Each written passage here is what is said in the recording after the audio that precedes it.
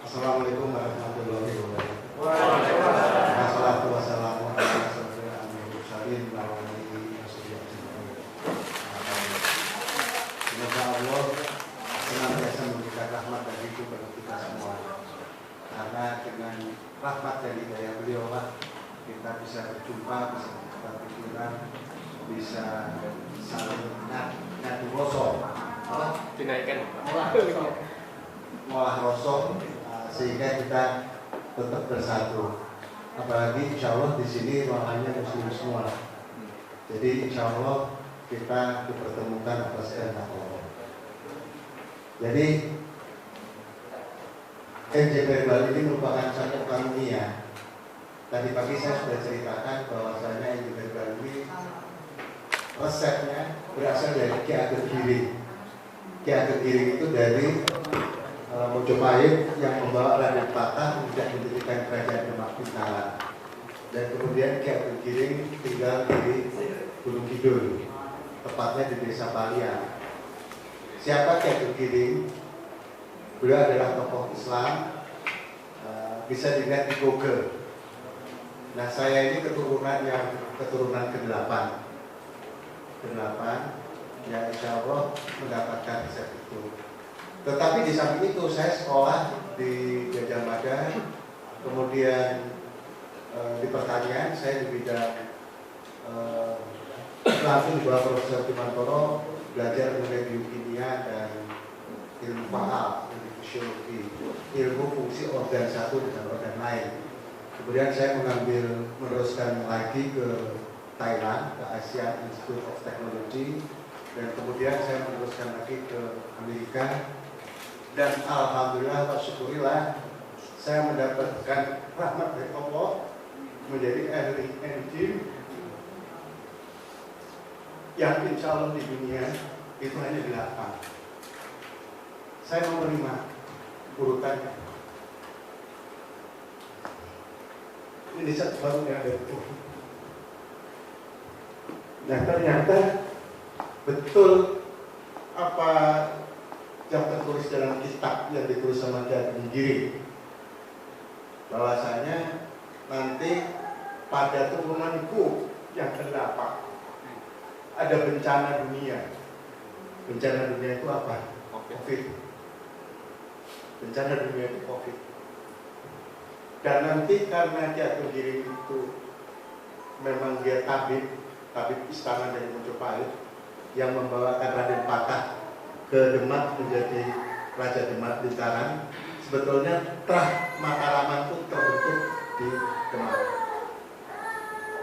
Nah, kemudian ke Jogja, kemudian diteruskan sama putranya Ki Gede Pemandangan. Tadi pagi saya sudah cerita.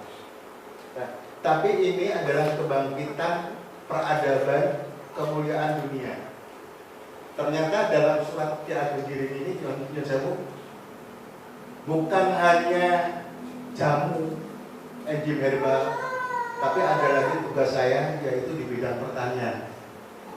Saya kenal sama Pak Solehan 8 tahunan ya. 8-9 tahunan, belum pernah jumpa, baru jumpa tadi malam.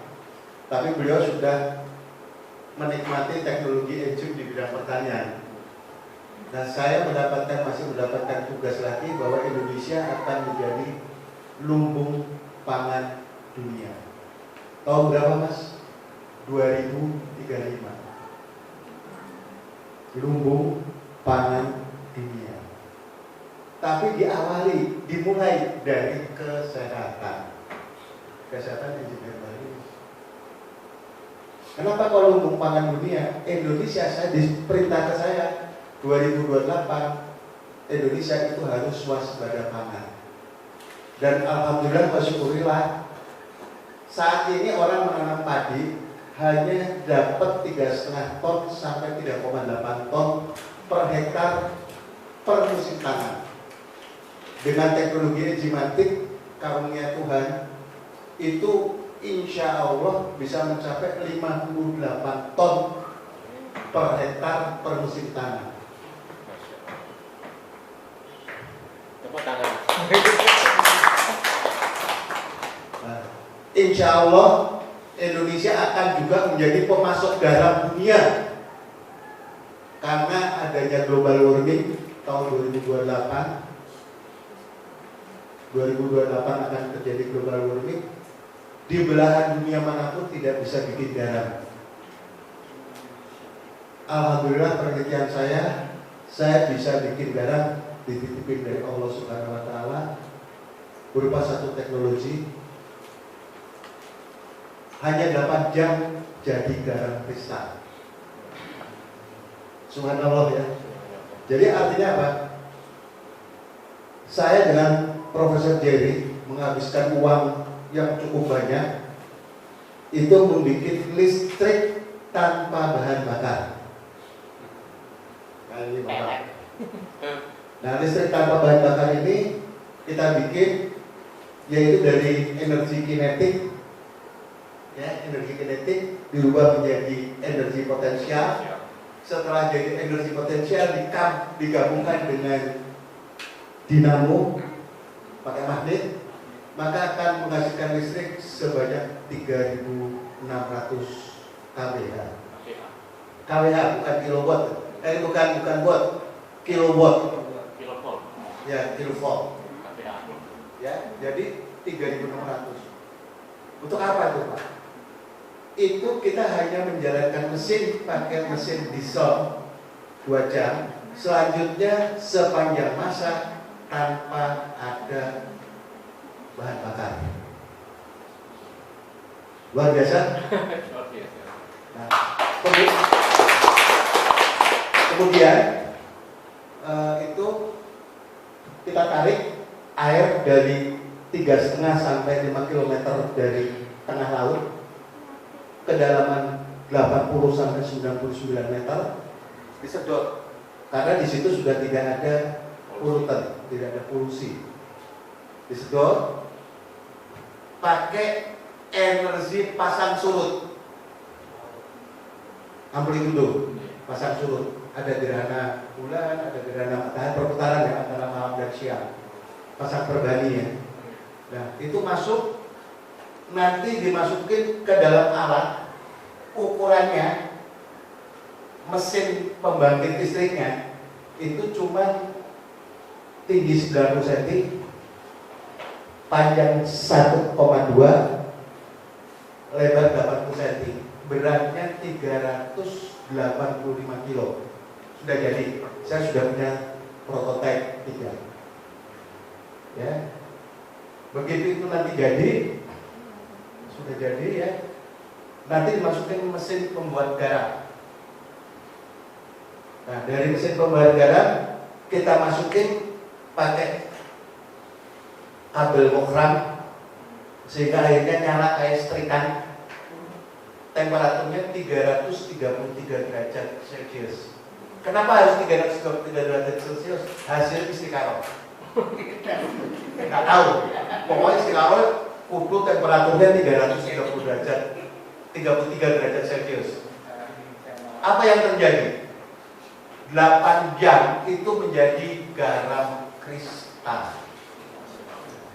8 jam. Jadi nanti dibikin kawat program, terus nanti dikasih seng stainless, airnya dicurahkan ke seng stainless, 7 kali putaran jadi garam prosok. Serem nggak? Artinya apa? Dengan adanya global warming, dunia akan membutuhkan garam. Kebutuhannya adalah 200 juta ton per tahun garam. Saya kemarin berangkat dari Surabaya, saya lihat di Wono Rembang, semua tambak-tambak garam menjadi tambak kolam. Nah, jadi ini benar Gusti Allah memerintahkan saya seperti itu, dan alhamdulillah wa syukurillah mesin itu sudah jadi, ada 3 biji. Nah, ini juga saya datang untuk mengubah peradaban dengan teknologi.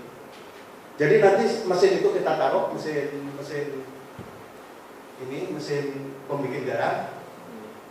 Terus nanti pakai mesin tanpa bahan bakar, menjadi listrik, menjadi watt tinggi, 8 jam jadi garam. Ya. Itu kan kadar garam itu yang airnya dirubah proses distilasi menjadi H2O. Air murni. Betul? Nah, H2O-nya ini untuk minum saudara-saudara kita yang hidupnya sekarang ini di pantai. Nah, kalau mereka hidupnya di pantai, minum air bersih aja nggak ada. Makanya umur 45 itu sudah kayak kakek-kakek saudara kita. Kasihan. Nah, tapi kalau H2O kan air murni, air suling, nggak ada nutrisinya. Nutrisinya yaitu diambil dari enzim herbal. Dan di dalam enzim herbal ini ada asam glutamat untuk mencerdaskan otak, ada asam omega 3, omega 4, omega 5, omega 6, omega 9 yang dapat mencerdaskan otak. Sehingga saudara-saudara kita di daerah yang di tepi pantai yang hidupnya terpuruk, keresahan Gusti Allah, akan terjadi perubahan paradigma kehidupan. Allahu Akbar. Allahu Akbar. Jadi cikal bakal revolusi pertanian itu dimulai dari revolusi kesehatan. Setuju? Setuju. Jadi suatu negara akan maju kalau ada teknologi. Setuju? Setuju. Kalau tidak ada teknologi nggak bisa. Contohnya Jepang. Jepang itu negara maju apa negara mundur? Kenapa kok bisa maju? Teknologinya apa? Teknologi otomotif. Bikin mobil. Akhirnya maju. Terus Thailand. Maju nggak? Maju karena apa? Punya teknologi pertanian. Betul? Nah, Indonesia kenapa nggak maju? Belum punya teknologi. Revolusi industri di Prancis, revolusi industri di Inggris. Yang menggerakkan bukan government, bukan pemerintah. Yang menggerakkan adalah citizen, masyarakat. Jadi suatu teknologi itu harus digerakkan oleh masyarakat.